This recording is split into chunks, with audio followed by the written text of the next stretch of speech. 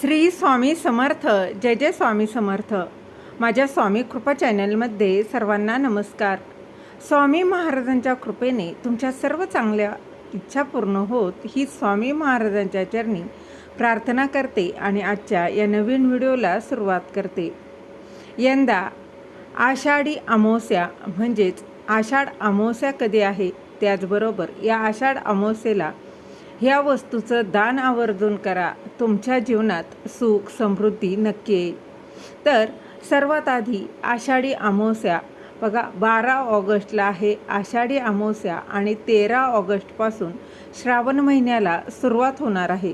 तर अशा परिस्थितीत या अमावस्येच्या दिवशी काही धार्मिक कार्य करणं, त्याचबरोबर नदीत स्नान करणं आणि पितृकर्म करण्यासोबतच विशेष वस्तू देखील दान केल्या पाहिजेत. बघा, दानाला खूप महत्त्व सांगितलं गेलेलं आहे. असं केल्यानं शुभ फळ मिळू शकतात आणि पूर्वजांचे आशीर्वाद देखील आपल्यावर राहतात. त्यामुळे आषाढी अमावस्येला काय करावं याबद्दलचीच अगदी संपूर्ण माहिती या व्हिडिओत मी तुमच्यासोबत शेअर करणार आहे. आषाढ महिन्याच्या कृष्ण पक्षातील अमावस्येला आषाढ अमावस्या असं म्हणतात. यावर्षी ही अमावस्या 12 ऑगस्टला येत आहे. या दिवशी आपल्याला काही बघा उपाय देखील करायचे आहे. हिंदू धर्मात हा दिवस पवित्र मानला जातो. हिलाच दीप अमावस्या असं देखील म्हटलं जातं. तर आषाढ अमावस्येला पवित्र नदी स्नान करणं, पितरांचं तर्पण करण्यासोबत वस्तूंचं दान करण्याला खूप अनन्यसाधारण महत्त्व आहे. तर या दिवशी सर्वात पहिली वस्तू दान करायची आहे ती म्हणजे पितरांचं तर्पण आणि श्राद्ध कर्मामध्ये काळ्या तिळांच्या दानाला विशेष महत्त्व आहे.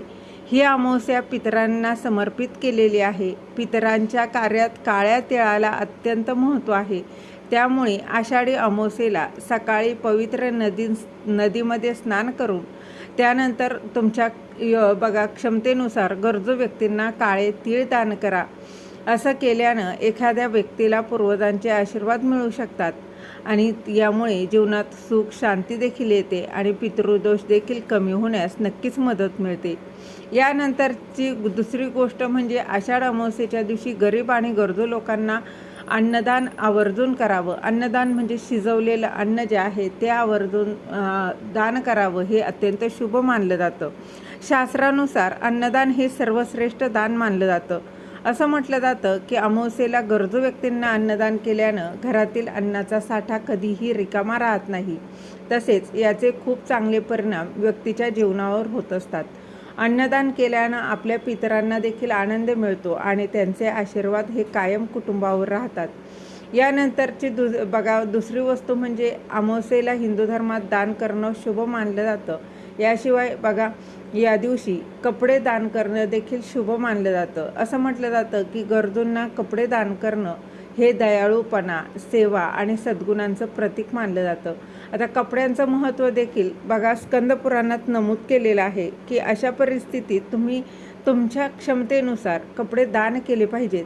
यामुळे जीवनात येणारे अडथळे कमी होऊ लागतात आणि घरामध्ये सुख शांती समृद्धी देखील वाढू लागते. यानंतर बघा हिंदू धर्मात गायीला माता म्हटलं जातं. तर गायीची सेवा किंवा गायीसाठी चारा दान करणं हे विशेष सत्कर्म असल्याचं वर्णन केलं जातं. तर गायीची सेवा केल्यानं आयुष्यात शुभ परिणाम देखील मिळतात. असं म्हटलं जातं की त्यामुळे अमावस्येच्या दिवशी गायीची सेवा करणं अत्यंत आवश्यक आहे. तर तुमच्या बघा जवळच्या गोशाळेत तुम्ही बघा गायीला चारा खाऊ घालू शकता. गूळ किंवा बघा कुठलाही चारा खाऊ घालावा. हे दान केल्यानं जीवनातील समस्या कमी होऊ लागतात आणि प्रगतीचा मार्ग देखील मोकळा होऊ लागतो. यानंतर तहानलेल्याला पाणी पाजावं यापेक्षा दुसरं मोठं पुण्य नाही. तर आपल्या धर्मात पाणी पाजणं हे खूप मोठं पुण्याचं काम मानलं जातं. त्यामुळे आषाढी अमावस्येच्या दिवशी तुम्ही गरजूंना पाण्याच्या बाटल्याही दान करू शकता. त्यामुळे त्यांचे बघा तुमच्यावर आशीर्वाद तुम्हाला मिळतील. तुमच्या जीवनात तुम्हाला तुमच्या चांगल्या कर्माचं शुभ फळ देखील लवकरच मिळेल.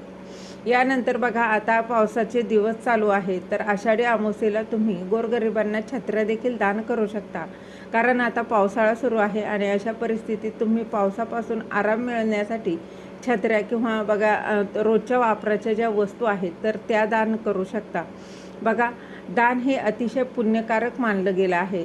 सेवा आणि दानधर्म याचं मिश्रण म्हणून त्याकडे पाहिलं जातं. म्हणून यथाशक्ती तुम्हाला जसं शक्य होईल, जसं जमेल त्या वस्तूचं दान या दीप अमावस्या म्हणजेच आषाढ अमावस्या या दिवशी आवर्जून करायचं आहे.